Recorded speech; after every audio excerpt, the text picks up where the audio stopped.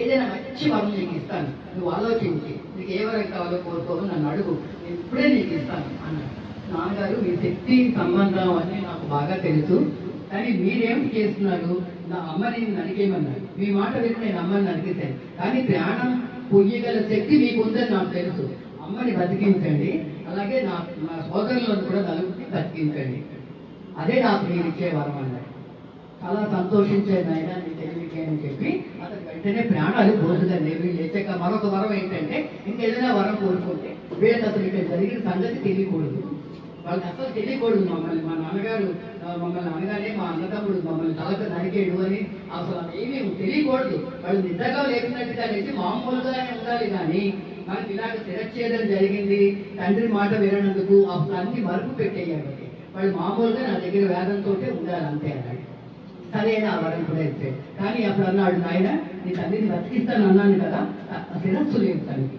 అంటే చూడండి అంటే ఈ కుమ్మర వాళ్ళ ఇంటి దగ్గర నుంచి ఈ శిరస్సుని పట్టుకుని వచ్చి అక్కడ పెడితే మళ్ళీ ఇతను దాన్ని అతికించే ప్రయత్నాన్ని చేశాడు. అతికించే ప్రయత్నం చేసినా కూడా అంత పూర్తిగా కంఠానికి సరిగ్గా అతకలేదు. అంటే అతను ఏమిటన్నాడంటే, నీ తల్లి ఎంతో పుణ్యవంతురాలు, నా మాట విని తను లొంగింది, కానీ నాతో పరుసుగా ఒక్క ముక్క కూడా అనలేదు. అందుకని ఈమె భగవంతుడి యొక్క అంటే శ్రీ మహాదేవి యొక్క ఒక భాగం ఈమె తలపడిన జాగాలో పడుతుంటే అది శక్తిపీఠం అన్నమాట.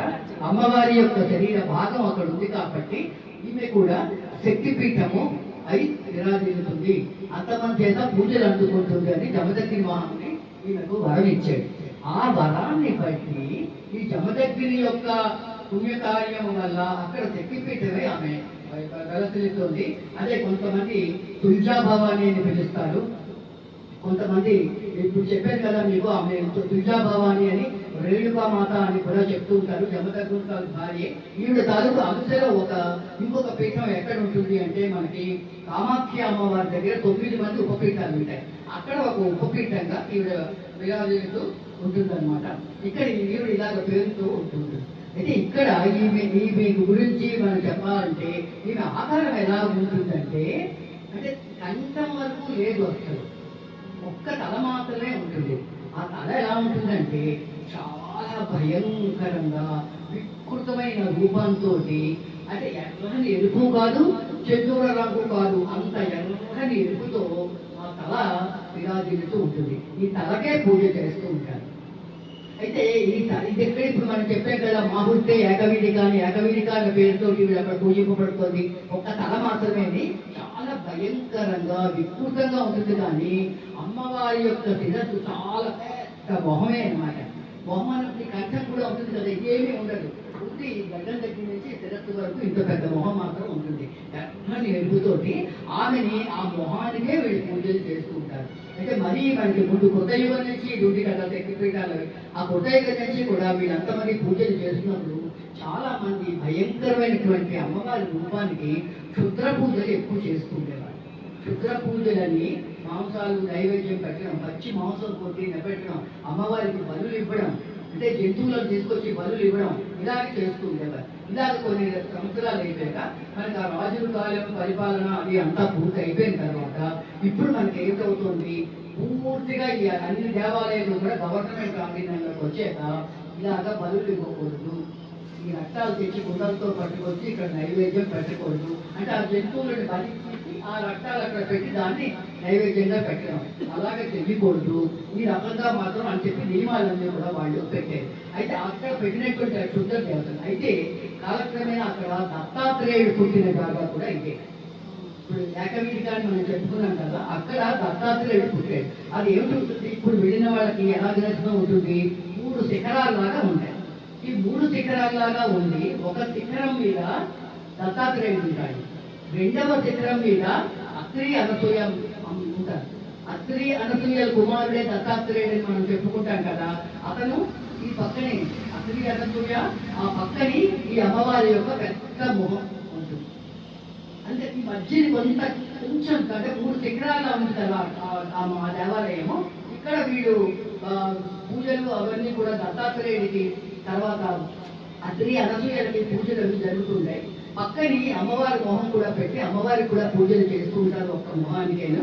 కానీ అక్కడ మాత్రం ఇప్పుడు బలులు అవి చేయకుండా కొంతమంది క్షుద్ర దేవతలను ఆరాధించి వాళ్ళకి మొక్కుకుంటారు, మేము బలిస్తాం ఇలాగా అని. అందుకని ఏం చేస్తే ఏకవీరిక అన్న పేరుతోటి, రేణుకాదేవి అన్న పేరుతోటి ఉంది. అయితే ఇక్కడ మనం చెప్పాను కదా మీకు కామాఖ్య అనేటువంటి ఆలయం ఉన్నది, అది కూడా అద్భుతమైనటువంటి శక్తిపీఠం. అది మనకి ఇంకా రాబోయే శక్తిపీఠాల్లో వస్తుంది.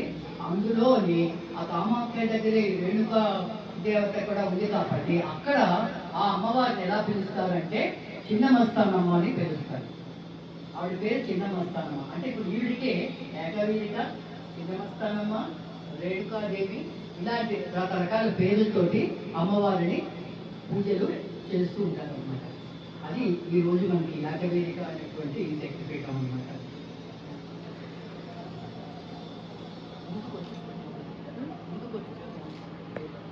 ఇంకా మనకి రెండో ఏంటంటే ఈరోజు కూడా మనకి అంతా పెట్టేది మనకి ఉజ్జయినిలోనే మహాకాళి రూపాలు తెలుస్తుంది. ఉజ్జయిని మహాకాళి అంటే ఇక్కడ మన కాశీ విశాలాక్షి విశ్వనాథుడు,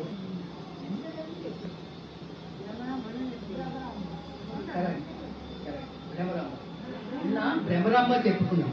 బ్రహ్మరాంబాదేవి అక్కడ మనకి మల్లికార్జునుడు, మల్లెపూలు కరెక్ట్, నేను అమ్మో పర్వాలేదైతే మల్లెపూలు. వాళ్ళు ఇద్దరు జ్యోతిర్లింగం శక్తిపీఠం ఆవిడ. అదేవిధంగా కాశీ విశాలాక్షి విశ్వనాథుడు, అది ఇంకా మనం చెప్పుకోలేదు, అది ఇంకా మనకు రేపు వస్తుందని. అయితే ఈరోజు మనం చెప్పినటువంటి దీంట్లో ఇప్పుడు మనం చెప్పుకుంటున్నాం శక్తిపీఠాల్లోని రేణుకాది అయిపోయింది. ఆవిడ ఏకవీర, రేణుక, చిన్నమస్తానమ్మ ఈ పేర్లతో విలాదిల్లుతూ ఉంటుంది. అదేంటంటే క్షుద్ర దేవతలు అనేది ఇప్పుడు చాలా తక్కువ మంది వెళ్ళిపోయారు. అయితే చాలా మంది దత్తాత్రేయుడి భక్తులు మాత్రం వెళ్ళడం, దత్తాత్రేయుడిని దర్శించుకోవడం అది అవుతూ ఉంటుందని చెప్పాను కదా. అలాగే అత్రి అనసూయమ్మ అంటే వాళ్ళ తాలూకు అంశతోటే దత్తాత్రేయుడు జన్మించాడు అని చెప్పి 3 ముఖాలతోటి ఉంటాడు కదా అతను. నా కుమారుడుగా మీరు పుట్టండి అని ఆ అనసూయమ్మ తన బిడ్డలని మార్చడం అదంతా కూడా అది మళ్ళీ ఉంది. అవన్నీ మనం శక్తిపీఠాల్లో కలుపుకుంటే ఒక శక్తిపీఠానికి 2 రోజులు పడుతుందమ్మా పూర్తిగా డీప్గా వెళ్ళాలి అంటే ఇక్కడ. అయితే ఈమె ఉజ్జయిని అంటే ఉత్తు అంటే జయింపతగినది, ఉత్ జనని అంటే జయింపించినటువంటి జనని ఉజ్జయిని అని ఆ ఊరి పేరు అలా వచ్చిందనమాట. ఉజ్జయిని మహాకాళి. ఈ ఉజ్జయినిలో మహాకాళిగా ఈమె ఎలా జన్మించింది అంటే త్రిపురాసురుడు అనేటువంటి ఒక రాక్షసుడు. త్రిపురాసుడు వల్ల మనం చదువుకున్నాం కదా, సంపూర్ణ శివపురాణం అంతా ఈ త్రిపురాసురుడు అని వస్తూ ఉంటుంది. త్రిపురాసురుడికి 3 కొడుకులు. ఒకటి పేరు కమలాక్షుడు, ఒక కుమారుడి పేరు కమలాక్షుడు, ఇంకొక కుమారుడి పేరు బిజ్జునిమాలి, 3వ వాడి పేరు త్రిపురుడు. త్రిపురాసురుడికి వీళ్ళ 3 కొడుకులు అనమాట. ఆ త్రిపురాసురు సంహారం ఈశ్వరుడి ద్వారానే జరిగింది అది.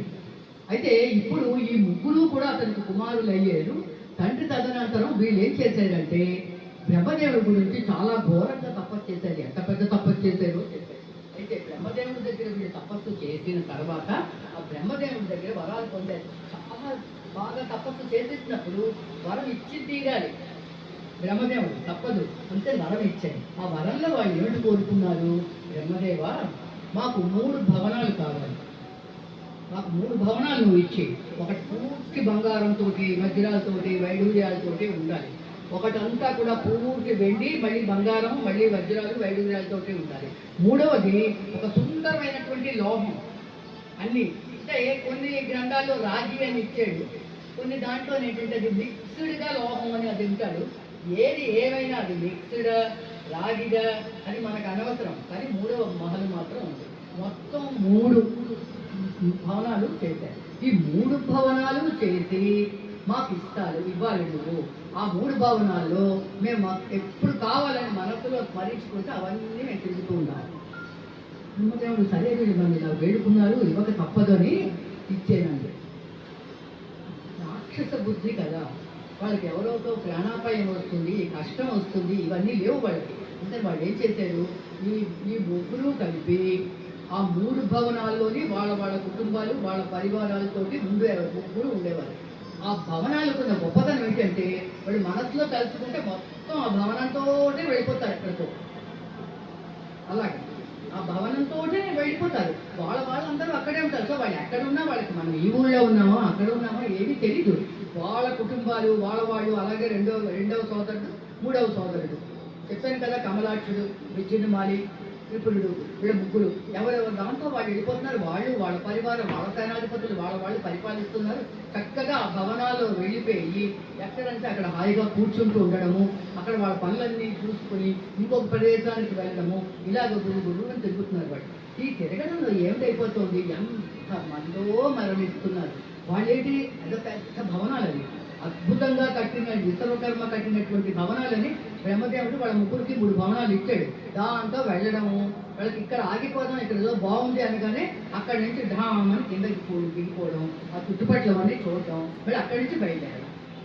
దానివల్ల కిందని ఎంతమంది, ఎన్ని వేల మంది ఋషులు పాపం తపస్సు చేసుకుంటూ ఉండేవారు. ఈ భవనం అలా వచ్చి వాళ్ళ మీద పడిపోతే వాళ్ళ ప్రాణం ఉంటుందా?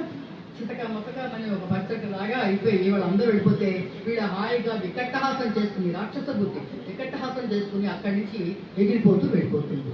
వీళ్ళందరూ కలిపి ఇలా చేస్తూ ఉంటే మళ్ళీ ఋషులు మునులు అందరూ జగన్నాథం కొన్నాళ్ళకి ప్రపంచకంలో మనుషులు ఉన్నవాడు మిగలరు అని పెట్టాడు, నువ్వే బాణంగా ఉండు అని. ఈశ్వరుని విష్ణువుని పిలిచి, నువ్వు నాకు ముందునే ఉండి నా రంగాన్ని నడిపించు, నీ దగ్గర ఉన్నటువంటి అస్త్రాన్ని నువ్వు నాకు ఇవ్వి అన్నాడు. అంటే ఈశ్వరుడి చక్రమే ఇతను అస్త్రంగా తీసుకున్నాడు. వింధ్యా పర్వతాన్ని నడిపించడానికి తీసుకున్నాడు. సాక్షాత్తు విష్ణుమూర్తి సారథిగా వచ్చాడు. ఈశ్వరుడు అక్కడి నుంచి బయలుదేరి ఏమీ చేయలేదు. వాళ్ళని ఒక మాట యుద్ధం చేయడం కానీ వాళ్ళని సంహరించడం కానీ ఏమీ చెయ్యకుండా వాళ్ళ ముగ్గురు వచ్చారు. ఎందుకు మీరు మా మీద మళ్ళీ వచ్చే దేవతలు అందరూ అనగానే మీరు రండి అనగానే వాళ్ళ ముగ్గురు అలాగ ఆకాశంలోంచి ఆ భవనాల్లోంచి ఎగురుకుంటూ భూమినే రథం చేసుకున్నాడు కదా, అంటే భూలోకంలోకి రావాలి. భూమిలోకి వచ్చి కానీ ఈశ్వరుడు ఏంటంటే ఎంత భయంకరంగా హుంకరించాడు. ఒక హుంకారం, అతను చేసిన ఆ హుంకారానికి మొత్తం వాళ్ళ 3 భవనాలు కూడా భస్మం అయిపోయి వాళ్ళ కుటుంబాలతోటి ఆ మొత్తం ఆ భూమి మీద అంతా నిలబడి అదంతా భస్మం అయిపోయింది అనమాట. శివుడు తలుచుకుంటే ఏదైనా భస్మం చేసిస్తారంటారు. భస్మం అంటే బూడిదైపోయింది. ఇప్పుడు అందరూ కూడా శివుడికి విపరీతమైనటువంటి పూజలు అన్నీ కూడా చేసి అర్ఘ్యపాద్యాలతో పూజ చేసి ఋషులందరూ, నాయన మమ్మల్ని నువ్వు కాపాడేవు ఈ నాడకి, ఈ త్రిపురాసురులు అంటే ముగ్గురిని కలిపి, రేపు పేర్లు మీకు చెప్పాను కదా, ఈ ముగ్గురిని కలిపి త్రిపురాసురులు అని అంటారు. వీళ్ళ తండ్రిని చంపినటువంటి త్రిపురాసురుడిని చంపిన అన్నీ కూడా మనకి ఈశ్వరుడే చేశాడు.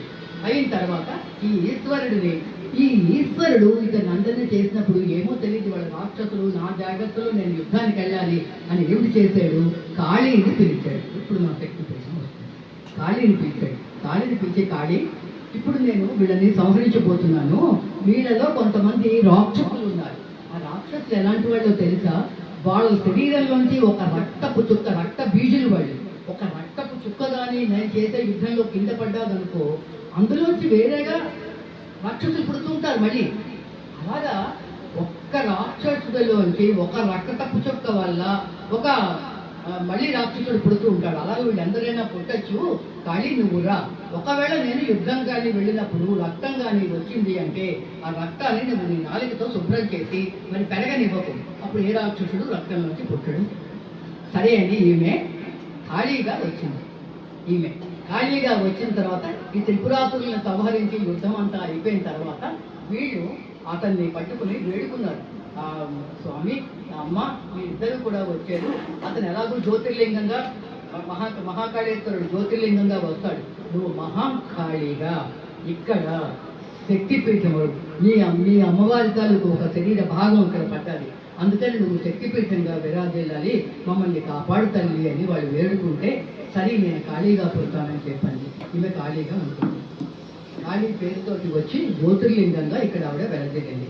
ఇక్కడ ఈమె వెలజల్లుతున్నప్పుడు స్వామివారు మహాకాళేశ్వరుడు, ఈ అమ్మ శక్తిపీఠంగా ఉన్న ఈవిడ మహాకాళి మహాలింగేశ్వరుడు అతను, ఇద్దరు కూడా అక్కడ ఉండి శత్రువుల నాశనం లేకుండా ఈ ఉజ్జయిని అని చెప్పాను కదా, ప్లస్ జని, అక్కడ విజయాన్ని ఎప్పుడు వాళ్ళు పొందుతుంటారు. ఎవరు ఏది చేసినా కూడా, అంటే ఇంకా అక్కడి నుంచి దేవతలు ఏంటి, అక్కడ అసురులు కూడా కొంతమంది వీళ్ళకి భక్తులు ఉన్నారు. రాక్షసులు కూడా, చండీశ్వరుడు రాక్షసుడు, ఈశ్వరుడు భక్తుడు, తన కుటుంబంలో ఉన్న స్థానానికన్నా నీకు అతి ముఖ్యమైన స్థానాన్ని ఇస్తానని చండీశ్వరుని ఇచ్చాడు కదా.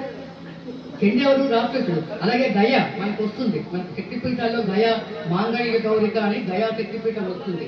వాడు 3 భాగాలతో ఉండి 3 భాగాల్లో ఉన్నాడు, కానీ మంచి రాక్షసుడు. అలాంటి వాళ్ళు వీళ్ళందరూ కూడా వచ్చి అమ్మవారిని సేవిస్తూ ఉంటూ ఉండేవారు.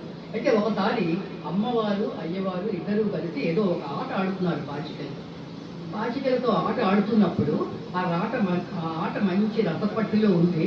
అప్పుడు చండుడు ముండు అని ఇద్దరు రాక్షసులు చండముండుల్లా పడిపోతున్నారు అంటారు. అంటే మహాభయంకరమైన రాక్షసులు వాళ్ళు. పూర్వం వాళ్ళు ఎవరికైనా పిల్లలు బాగా అల్లరి పెట్టి గొడవ చేస్తుంటే వీళ్ళండి చండుడు ముండు మా కడుపులు పుట్టారండి అని వారు. అంటే అంత రాక్షసులు అనమాట, అల్లరి పెట్టేవారు వాళ్ళు. ఆ చండముండులు ఇద్దరు కూడా వచ్చి అక్కడ స్వామితో అన్నారు, నువ్వేమిటి పరమశివుడుగా నువ్వు ఏదో శక్తిపీఠం అని అంటున్నావు, జ్యోతిర్లింగం అంటున్నావు, మాతో వచ్చి యుద్ధం చెయ్యి, అప్పుడు నువ్వు కలిస్తే చూద్దామని కుత్తునే రెచ్చగొట్టి పిలుస్తుంటే పరమేశ్వరుడు అన్నాడు, దేవి నన్ను యుద్ధానికి పిలుస్తున్నారు, వీళ్ళకి నాశనంకి వచ్చింది సమయము, నేను వెళ్ళి యుద్ధం చేసి వాళ్ళని సంహరిస్తున్నాను. అప్పుడే తులసూరం పట్టుకుని లేవబోతున్నాడు. స్వామి అండి, ఎందుకు స్వామి మీరు వెళ్ళడం, తల్లి అండి మీరెందుకు వెళ్ళడం, నేను వెళ్ళదు మీరు వెళ్ళద్దు, నాకు ఒక మంచి నమ్మకమైన స్నేహితుల్లో కూడా మనకి నమ్మే స్నేహితులు ఉన్నాయి. ఇప్పుడు మనం ఏదో కష్టం ఉంటుందండి, కడుపులో ఉంటుంది, ఎవరు ఏదైనా ఒక మనసులో కష్టం, అమ్మ ఇలా జరిగిందమ్మా మాకంటే అయ్యో అని మనం సానుభూతి చెప్పాలి, వీలైతే ఏదైనా సాయం చేయాలి, లేకపోతే నోరు మూసుకుని ఊరుకోవాలి. కానీ ఇవాళ మీరు చెప్పారండి, రేపటికే ఆ వార్తను మనం ఈనాడులో ప్రచురించేసి అందరికీ పంపించిస్తే అది స్నేహితుడిలో ఉన్న ముఖ్య లక్షణం ఏమిటి అంటే రహస్యాలను నీ కడుపులో దాచుకున్నవాడే నీకు స్నేహితుడు అని చెప్తుంది పురాణం. ఇప్పుడు ఈమెం చేస్తుంది, నాకు ఒక మంచి స్నేహితురాలు ఉందండి, ఆవిడ పేరు ఏంటి అంటే ఆమె పేరు హరిత అనుకుందాం ఆవిడ పేరు అనమాట. అంటే ఆవిడ తరపు పూజల్లోని వాటిల్లోని కూడా ఆవిడ పేరు వస్తుంది కాబట్టి హరి అనే పేరుతోటి ఆమె వస్తుంది అనమాట. హరి అనొచ్చు, హర అనుకోవచ్చు, హర అని. ఆ హరి కదా పార్వతీదేవి మాత్రం కాళీ అతను ఆమెని హర హర హర అని పిలుస్తూ ఉండేది. దానికి 2 బెనిఫిట్లు హర అన్న పేరుతో. ఇప్పుడు కొంతమంది పేర్లు పెట్టుకుని ఉంటారు, నాకు తెలిసిన వాళ్ళే మన భారతాలు అయినా వెళ్ళిన తర్వాత ఏం పేరు పెట్టారంటే నేను అడగాలి కదా. ఆ భారతాలు మంచిగా అయిపోయింది, ఏమంటే పాప పేరు ఏమిటి పెట్టారంటే ప్రత్యూష అని పెట్టారు. అది బాగానే ఉండే, ఎవరు ప్రత్యూష ఉంటే నన్ను ఏమనుకోకుండా నేను ఎందుకు చెప్తున్నానంటే ప్రత్యూష అని పెట్టి ఆఖరికి ఆ పిల్ల పేరేం చేస్తారు, పెచ్చు చేయిస్తారు. పెచ్చు ఏం పెట్టండి, బుక్క పెద్ద బరొట్టి కాల్చుకుంటాం, పొంగరం పోస్తాం, ఏమిటది చక్కని పేర్లు పెట్టి అలా పిలవకుండా ఈమె పేరు చక్కగా పెట్టుకుంది హర. పార్వతీదేవి ముద్దుగా తన స్నేహితురాన్ని హర అని పెట్టుకుని హర హర హర అని పెట్టుకుంటుండే. ఈ పేరుతోటి ఆమె పిలువబడుతూ ఉండగా తనకి నాలో ఉన్న నీకు అంశంతా నీకు ఇస్తున్నానమ్మా, నువ్వు వెళ్ళి ఆ చండముండులు ఇద్దరిని సంహరించడానికి పంపించితే ఆమె వెళ్ళి 24 గంటల్లో వాళ్ళిద్దరినీ కూడా మరణించేలా చేసి వెళ్ళి మళ్ళీ అమ్మవారు కాళీ దగ్గరికి వచ్చి నమస్కారం పెట్టి నేను నువ్వు చెప్పిన పని పూర్తి చేసి వచ్చాను అని. వీళ్ళిద్దరిని పార్వతీ పరమేశ్వరులు ఈ ఆట ఆడుతున్నారు కదా, అది చక్కగా పూర్తయింది వాళ్ళకి. చాలా మంచి పని చేసావు హరా, నీకు సిద్ధి కలుగుయేలాగా నేను వరం ఇస్తున్నాను, నేను నీకు ఏ అంశాలైతే నీలో ప్రవేశపెట్టానో అదే అంశాలు ఎప్పుడూ నీ దగ్గర ఉండు అని అరసిద్ధి మాతగా నువ్వు ఇక్కడ వెలిచి ఇక్కడ భక్తులందరికీ కూడా నువ్వు వరాలు ఇయ్యని ఆమె పేరు ఈ ఉజ్జయిలో ఉన్న హరసిద్ధి మాతగా పెట్టాను. ముందు చెప్పాను కదా హర అని ముద్దుగా పార్వతి పిలిచేదని. ఈ హర అన్న పేరుతోటి ఆవిడ సిద్ధిపీఠం అయ్యి హరసిద్ధి మాతగా ఉంటుందండి. ఉజ్జయినిలో మనం వెళ్ళినప్పుడు మనకి చూపించినప్పుడు వాళ్ళు హరసిద్ధి మాతని కూడా చూపిస్తారు. అక్కడ కూడా అన్ని చక్కగా పూజలు పురస్కారాలతోటి అమ్మ వెలసిస్తుంటుంది. అంటే పార్వతీదేవి కాళీలో ఉన్నటువంటి వాళ్ళు వంశారు. అయితే ఈ శాస్త్రానికి ఎంత మహిమ ఉంటుందంటే మనం గ్రహాల్లో చెప్పుకుంటాం కదా, కుజుడు కుమారస్వామి కార్తికేయుడు అన్న పేర్లతోటి ఇతని బర్త్ ప్లేస్ అదే, కుజుడి యొక్క బర్త్ ప్లేసు అదే, అక్కడే ఉంటుందండి. చిన్నది ఎర్రని లింగం అది అక్కడ ఉండి ముఖ్యంగా కుజదోషాలు ఉన్నవాళ్ళు, వివాహాలు లేట్ అయిన వాళ్ళు, వివాహమై కూడా సంతానం లేని వాళ్ళు ఇక్కడికి వెళ్ళి చేసి అక్కడ వెలగపళ్ళు అమ్ముతారండి. 360 విసిరికాయలు అమ్ముతున్నాం చూస్తారా, ఆ వెలగపళ్ళు గుజ్జు అమ్ముతారు. అది తీసుకొచ్చి నైవేద్యం పెట్టాలి అక్కడ. అంటే మనం పురాణాల్లో ఉన్నాం కాబట్టి ఒక టైం ఉంటే ఒక 2 నిమిషాలు అది చెప్పుకుంటాము. అది తర్వాత లాస్ట్లో పెడతాం, మనకి కథ ముఖ్యం కదా. ఇక్కడ సిద్ధి పొందిన మాతగా అవసిద్ధి మాత కూడా అక్కడ మనకి. తర్వాత ఈ తాలూకు ఈ ఉజ్జయిని యొక్క తర్వాత మనకి ఖగోళ శాస్త్రం చెప్తుంది, భూమికి మధ్యగా గీయబడినటువంటి అక్షాంశ రేఖ ఇక్కడే ఉంది, మన ఉజ్జయినిలోనే ఉంది. మనం చదువుకున్నాను చిన్నప్పుడు సోషల్ స్టడీస్లో, భూమికి మధ్యగా గీసినటువంటి అక్షాంశ రేఖలు రేఖాంశ రేఖలు అని చదువుకున్నాం కదా. అది మనకి ఇప్పుడు ఎక్కడ ఉందంటే అది ఉజ్జయినిలోనే మధ్యలో ఉంటుంది అని. ఆ తర్వాత అనేక మంది రాజులు మారారు, పరిపాలనలు వచ్చాయి, ఎంతో మంది ఇలా చేస్తున్నప్పుడు కూడా దీని తర్వాత మనం ఇప్పుడు రాజులు కాలం అంటున్నాం, కృతయుగం అంటున్నాం, త్రేతాయుగం అంటున్నాం. కానీ అప్పుడు పరిపాలిస్తున్నప్పుడు చూడండి, యేసుక్రీస్తు శకం అంటాం, క్రీస్తు శకం అంటాం. అదేవిధంగా ఇప్పుడు ఈ శకాన్ని ఏమిటంటాం, అప్పుడు ఆ శకాన్ని ఏమనేవారు మనం, విక్రమాదిత్యుడు శకం అనేవారు. అంటే విక్రమాదిత్యుడు పరిపాలించినటువంటి ఆ కాలంలో విక్రమాదిత్యుడు యువ అన్నాం మనం, విక్రమాదిత్యుడు తాలూకు శకం అని అంటాం. ఆ విక్రమాదిత్యుడు ఏంటంటే సాక్షాత్ ఇంద్రుడు భక్తుడు, ఇంద్రుడు తాలూకు పరిపాలనలాగే చేసేవాడు. అతనికి సాక్షాత్తు ఇంద్రుడే సింహాసనాన్ని ఇచ్చాడు. ఆ సింహాసనం 32 మెట్లతో ఉంటుంది, అంత మీద కూర్చుని చక్కగా తీర్పు చెప్తే, అందుకే జడ్జిమెంట్ ఎవరైనా బాగా ఇచ్చారంటే వాళ్ళ అంటే చక్కగా చెప్తారండి, విక్రమాదిత్యుడు గద్దె అంటారు. అంటే ఆ గద్దె మీద కూర్చుంటే వాళ్ళకి ఆటోమేటిక్ గా నిజం వచ్చేస్తుంది, అబద్ధం అన్నది రాదు. ఆ రకంగా అతను వృద్ధి పొందించి, అందుకే విక్రమాదిత్యుడు గద్దె అంటారు. అక్కడ కూర్చుంటేనే అక్కడ నిజాలన్నీ వచ్చేస్తాయి మనకి. అలాంటి సింహాసనం ఇంద్రుడి ద్వారా పొంది పరిపాలించాడు. ఇప్పుడు అది భూస్థాపితం అయిపోయిందని, అది ఎక్కడుందో కూడా తెలియదు అంటే అది ఇంద్రుడి ద్వారా వచ్చింది, అలాగే అయిపోయింది. ఆ విక్రమాదిత్యుడు తర్వాత వచ్చి మనకి ఇతను పరిపాలించాడు, ఆ రాజ్యాన్ని పరిపాలించాడు. అతను ఆ రాజ్యాన్ని పరిపాలించిన వాడు భోజరాజు. భోజరాజు పరిపాలించినప్పుడు కూడా ఆ మెట్లు ఎక్కుదాం అనుకుంటే ఎక్కలేకపోయాడు. నీకు అర్హత లేదు అని చెప్పింది ఆ సింహాసనంలో మెట్లు, వాటిని సాలబంచికలు అంటారు. సాలబంచికలు చెప్పేది నీకు అర్హత లేదు, ఇలా చేయగలవా అంటే చెయ్యలేను అని. మొత్తం 32 మెట్లు సింహాసనం కూడా ఎక్కకుండా వచ్చేసాడంటే భోజరాజు కాలంలో.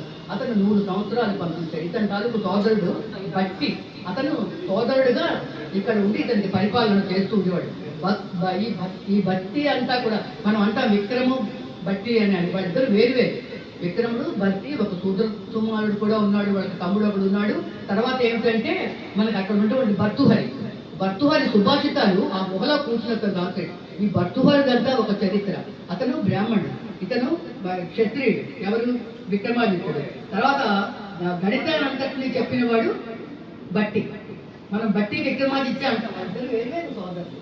అతనంతా గణన అన్నమాట, లెక్కలు చెప్పి అన్నదమ్ముడికి కుడిభుజంగా ఉండేవాడు. ఇప్పుడు బట్టి విక్రమాదిత్య అంటే ఇద్దరు వేరువేరు, ఒక పేరు పెట్టుకున్నారు. మీరు కొంతమంది కావాలండి, మనకున్న పేరు వాళ్ళు ఉన్నారు కదా.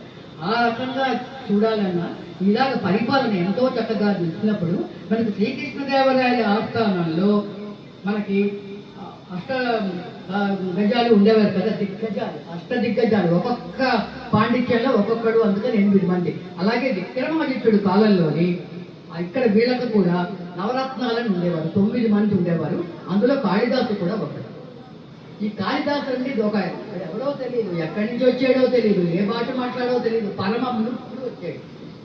వచ్చి వాడు కూర్చున్న చెట్టు కొమ్మనే వాడు కొట్టుకుంటున్నాడు, పడిపోతాడని తెలియక. ఇతన్ని తెలిసి అంటే ఈ పండితులందరినీ కూడా ఓడించి వింధ్యావళి అని ఆమె నేను వివాహం చేసుకుంటానండి. అందరు పండితులే, ఎవరి గొప్ప వాళ్ళది. కానీ మీరు ఎలా చేస్తున్నారు అలా చేస్తున్నారు అని మనం అన్యాయంగా మాట్లాడకూడదు కదా. వాళ్ళకి కానుకలు ఇస్తాడు మహారాజు, లేకపోతే లేదు. కానీ ఈమెటి అహంకారంతో ఓడించేది, అందరినీ ఓడించి వాళ్ళకి ఏమీ తెలియదు నాన్నగారు అంటుండేది. చాలా బాధపడి పండితులందరూ కలిసి కుట్ర చేసి ఈమె గర్వాన్ని అనాలి అని విద్యావాళ్ళకి ఏం చేశారు, వీళ్ళు ఈ మూర్ఖుడి నుంచి పెళ్లి చేశారు. అంటే మూర్ఖుడితో తను నిత్యం చేయాలి అని ఆమె అమ్మవారి భక్తురాలు, ఈ ఉజ్జయిని మహాకాళీశ్వర తాలూకు భక్తురాలు. మన శక్తిపీఠాల్లో కదా ఉన్నాం.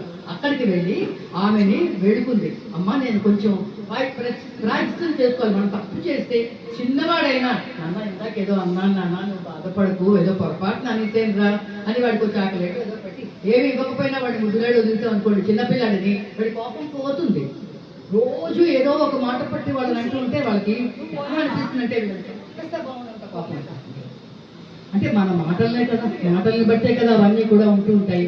అలాగా ఈమె వెళ్ళి పశ్చాత్తాపం పడి అమ్మవారికి పూజ చేస్తుంది. ఈ అమ్మని కొలిచి అమ్మ నాకు మూర్ఖుడు వచ్చి చేశారు, అతనికి తెలీదు, తలంబరాలు బియ్యం పెడితే ఎక్కడికో బయటకు వెళ్ళి మేకపెండ్రికలు ఏర్పడి తెచ్చి వాడితో ఆడుతున్నాడు, అలాంటి వాడితో నేను ఏ సంసారం చేస్తాను, పండితుల తాలూకు శాపాలన్నీ నాకు తగిలేయమ్మా అని ఏడిస్తే ఆవిడన్నీ పట్టురావాడిని అంటే పట్టుకొచ్చి వాడు రానంటాడు. మూర్ఖుడు ఏమీ తెలియదమ్మా, వాడి పేరేమిటో తెలియదు వాడికి అసలు. ముఖ్యంగా ఎక్కడో తిరుగుతున్నాడు, అలా బలాదు తిరుగుతుంటే ఈ పండితులు వాడికి పండితుడి వేషం వేసి తీసుకొచ్చి పెట్టారు. ఈమె ఎప్పుడైతే అమ్మవారిని ఆరాధించిందో మనసులో పశ్చాత్తాపం పడగానే అప్పుడు వీళ్ళు తీసుకుని వెళ్ళి ఆ పిల్లడిని పట్టుకుని దగ్గరికి పిలిచి నాలిక మీద బీజాక్షరాలు రాస్తుంది కాళ్ళు. ఆ నాలిక మీద బీజాక్షరాలు రాయగానే వెంటనే అతనిలో పాండిత్యం పెళ్ళుబుకుంది. సాక్షాత్తు కాళీ విద్యలు ఇచ్చే దేవి కాళీమాత. ఆ కాళీ ఎప్పుడైతే బీజాక్షరాలు రాసిందో ఆ వెంటనే తెలివితేటలతోటి స్తోత్రాలు చేసాడు అమ్మవారిని. అమ్మో అని చెప్పి, సార్ నాకేమీ లేదండి, నీ పేరు ఏమిటి అని అడిగితే అప్పుడు చెప్పాడు, నాకు పేరు తెలియదు, నేను అలా తిరుగుతున్నాను అమ్మ అని కాళికాదేవి మీద పడితే, నేను కాళీని కదా, నాకు నువ్వు దాసుడుగా అయ్యావు, ఇంత కవిత్వాన్ని చెప్తున్నావు కాబట్టి కాళిదాసు అన్న పేరుతో నువ్వు వర్ధిల్లు అని ఆ జగదాంబ చెప్పిన పేరు కాళిదాసుగా వర్ధిల్లి విక్రమాదిత్యుడు ఆస్థానాల్లో ఉన్నటువంటి నవరత్నాల్లో ఉన్నాడు. ఇతను జ్యోతిష్య శాస్త్రాన్ని కూడా బాగా నమ్మి పెంచాడు అనమాట. అంటే అతను జ్యోతిష్కుడు మాత్రం కాదు, మీరు అనకండి ఎవరి దగ్గర జ్యోతిష్కుడు మాత్రం కాదు అతను, కానీ జ్యోతిష్య శాస్త్రాన్ని సమర్థించేడు. జ్యోతిష్య శాస్త్రం ఉంది, ఆ శాస్త్రాన్ని మన వాడు పాటు చేసేసి ఏరుకొని చెప్పి పిచ్చి పిచ్చి ప్రయత్నం పట్టారు. కానీ అది అద్భుతమైనటువంటి శాస్త్రం జ్యోతిష్య శాస్త్రం.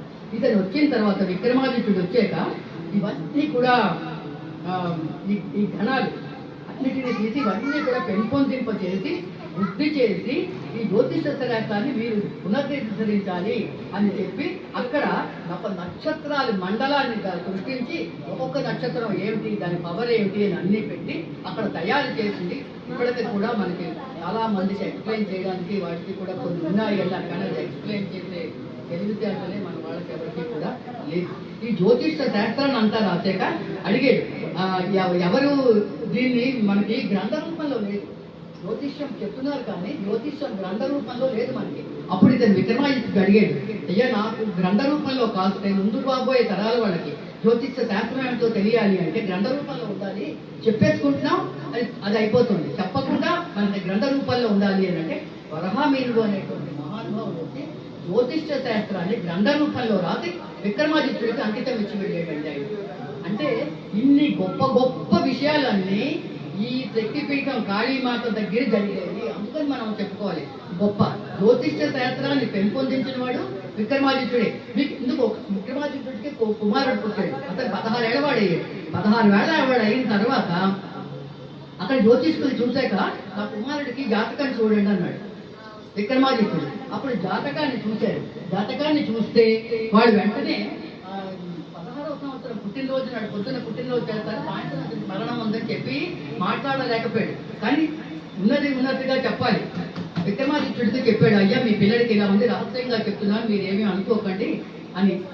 ఇంకొక రాజు అయితే తిరచ్చారు, కానీ పాపం దుఃఖంగా మొహం పెట్టి సరే మీరు వెళ్ళండి అని అన్నాడు. అదేవిధంగా ఆ రోజు సాయంత్రం అతను చనిపోయాడు, కుమారుడు పోయాక దుఃఖంలో ఉండిపోయాక 16 రోజులు జరిగిపోయిన తర్వాత ఇతను అనుకుంటున్నాడు, నన్ను జైల్లో పడుస్తారు, కారాగారంలో నేను ఉన్నది చెప్పాను, నా శాస్త్రం చెప్పాను, కానీ రాజుకి ఇలాగ తప్పు చెప్పాను, అది జరిగింది అని వరహామీనుడు బాధపడుతూ ఉంటే అప్పుడు అతను 16 రోజులు అయిన తర్వాత మళ్ళీ సింహాసనం ఎక్కి జ్యోతిష్కుడిని పట్టుకెళ్ళండి అంటే ఇంక అయిపోయింది, నన్ను కారాగారంలో వేయడానికి తన సమస్య తీసుకొచ్చి నన్ను పిలుస్తున్నాడని వెళ్తే అతన్ని కూర్చోబెట్టి విపరీతమైన కానుకలు ఇచ్చి సన్మానం చేశాడు విక్రమాదిత్యుడు. ఎందుకంటే మీరు చెప్పింది నిజమైంది, అది గొప్పతనం అండి విక్రమాదిత్యుడు. జైల్లో పడేది మీరు దాన్ని మాట్లాడతారా మా పిల్లల గురించి అని అన్నారు. అలా చేయలేదు, అంత గొప్పవాడు అనమాట. అందుకే విక్రమాదిత్యుడు శకం అంటాం మనం ఎక్కడ కూడా. విక్రమాదిత్యుడు కాలం ఇప్పుడు మనం 100 మంది త్రేత యుగం యుగం యుగం అంటున్నాం కదా, క్రీస్తు శకం అన్నాం. అలాగే ఇది విక్రమాదిత్య శకంలోకి వచ్చింది. అలాంటి ఈ విక్రమాదిత్యుడు కుజుణ్ణి ఆహ్వానించి కుజ ప్రతిష్ఠ చేస్తే ఇప్పుడు మనం అనుకున్నాం, పురాణం అన్నీ చెప్పుకున్నామండి, ఒక చిన్నదని చెప్పి ఇప్పుడు మన అమితాబ్ బచ్చన్ ఉన్నాడు సినిమాలోకి వస్తే. అమితాబ్ బచ్చన్కి ఒక కోడలు ఉంది, ఐశ్వర్య రాయ్. తెలిసిన వాళ్ళే కదా, మీ అందరికీ తెలిసిందే కదా, చరిత్ర ఇది మనకి నిత్యం జరిగింది. అతనికి ఐశ్వర్య రాయిని ఈ అభిషేక్ బచ్చన్ వివాహం చేసుకుందాం అనుకున్నప్పుడు ఒక పెద్ద జ్యోతిష్కుడండి, కాశ్మీర్లో ఉన్నాడు ఆ పండితుడు మహానుభావుడు, నేను దర్శించుకున్నాను ఆయన. మాట్లాడదు. వాళ్ళకి అసలు కాశ్మీర్ వాళ్ళకి మనం అంటేనే ఒళ్ళుమాట. నిజంగా చెప్పాలంటే మనం వాళ్ళ లైఫ్కి అతను వచ్చి చెప్పాడు, వీళ్ళకి దోష పరిహారం చేస్తే అతని సంసారం బాగుంటుంది అని. అంటే సరే అని అమితాబ్ బచ్చన్, అభిషేక్ బచ్చన్, ఐశ్వర్య రాయ్, ఆవిడ పేరేంటి, జయా బచ్చన్, జయా బచ్చన్, వీళ్ళు నలుగురు కలిసి అక్కడికి వెళ్ళి ఈ కామాఖ్య అమ్మవారి దగ్గరికి వెళ్ళి ఈవిడ దగ్గరికి కాళీమాత దగ్గరికి వెళ్ళి అక్కడ వాళ్ళు పూజలు అవన్నీ చేసి శివుడి దగ్గరికి వెళ్ళి పూజ చేసి మళ్ళీ కాశీ వెళ్ళి అభిషేకం చేసి మళ్ళీ ఇక్కడికి వచ్చేది. అంటే ఒకే ట్రిప్లో మీరు వెళ్ళండి చెప్పాడు ఆ జ్యోతిష్కుడు. చెప్తే అతను చెప్పాడు అన్నమాట, కాశ్మీర్ పండితుడు ఆయన. చెబితే వాళ్ళు వెళ్ళి కాశీలో ముందు గంగలో స్నానం చేసి సంకల్పం చెప్పుకుని మళ్ళీ ఇక్కడికి అమ్మవారి దగ్గరికి కాళీమాత దగ్గరికి వచ్చి ఉజ్జయిని వచ్చి మళ్ళీ ఇక్కడ పూజ చేసి కుజుడికి అక్కడికి వెళ్ళారండి. ఏడాది తిరగలేదు, ఆడపిల్ల పుట్టింది. ఇంతవరకు వాళ్ళు అంటే ఎలాంటి పరిష్కారం జ్యోతిష్కులు ఇచ్చారో మహానుభావులు పరీక్షుకుంటే చాలు మనకి ఒళ్ళు పులకరించిపోతూ ఉంటుందండి. అలాంటి దిగ్గజాలు ఉన్నారు, మనల్ని మనమే పాటి చేసుకుంటున్నాం. అంటే ఎందుకు చెప్పాను, అమితాబ్ బచ్చన్ గురించి చెప్పవలసిన అవసరం మనకి లేదు. కానీ శక్తిపీఠాలను కొలిచి మనకి విక్రమాదిత్యుడు పెంచినటువంటి కళ ఈ కాళీ మాత మనకి వచ్చి నిత్యం మనకి ఇలా ఉంది అంటే ఇదొకటి మనకి అద్భుతమైనటువంటి ఈ శాసనం. తర్వాత ఈ శాసనం ఇంకా గొప్ప ఏంటంటే బలరామకృష్ణుడు ఇద్దరు ఇక్కడ క్షిప్రా నది ఉంది. ఈ క్షిప్రా నదిని, ఆ క్షిప్రా నది ఉందండి, దీనికి కూడా పూజలు అవి చేస్తుంటారు చాలా మంది. ఇక్కడ ఉన్నటువంటి ఆ క్షిప్రా నదికి ఒడ్డునే సాందీప మహాముని ఆశ్రమం ఉంది. అది సాందీప మహాముని ఎవరు? బలరామకృష్ణుడికి గురువు గారు.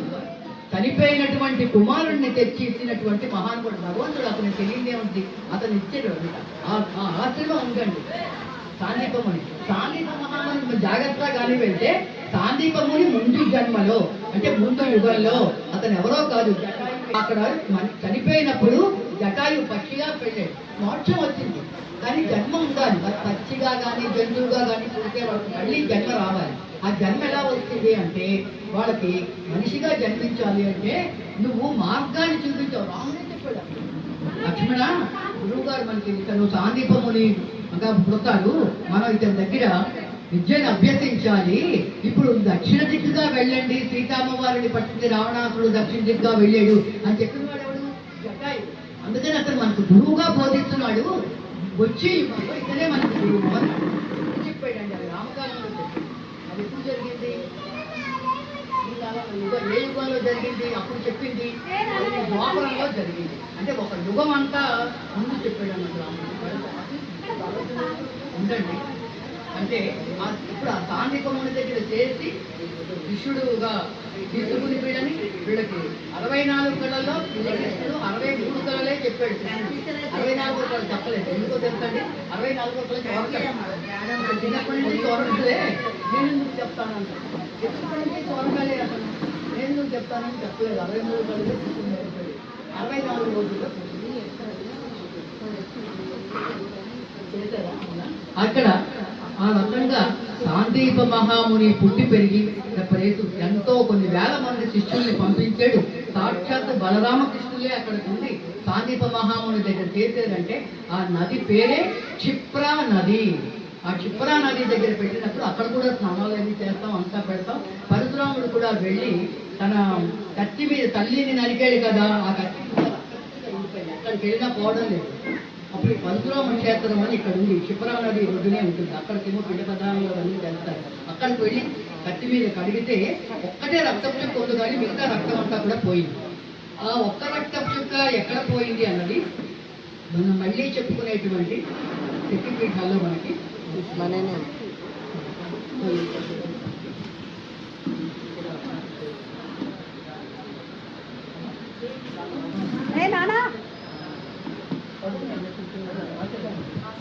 ఉజ్జయిన మహాకాళి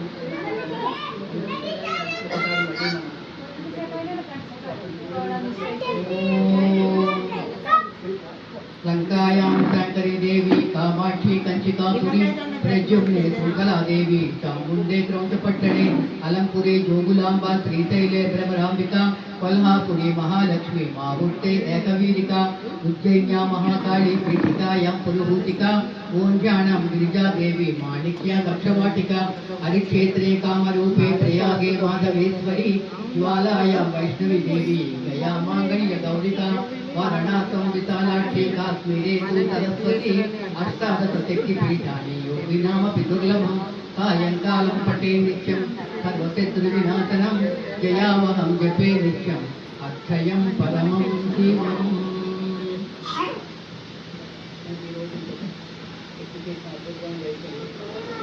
రేపు మనకి ఇంకొక శక్తిపీఠంలో మనం వెళ్ళిపోతున్నప్పుడు పీఠికాయ పురుహూతిక అది శ్రీకాకుళం పీఠికాయ పురుహూతిక గయాసురుడు ప్రవేశం అదంతా కూడా ఉంటుంది. ఉజ్జయిని మహాకాళి పీఠికాయ పురుహూతిక తర్వాత ఓంజాణం గిరిజాదేవి రేపు మనకి ఓంజాణం గిరిజాదేవి పీఠికాయం పురుహూతిక రేపు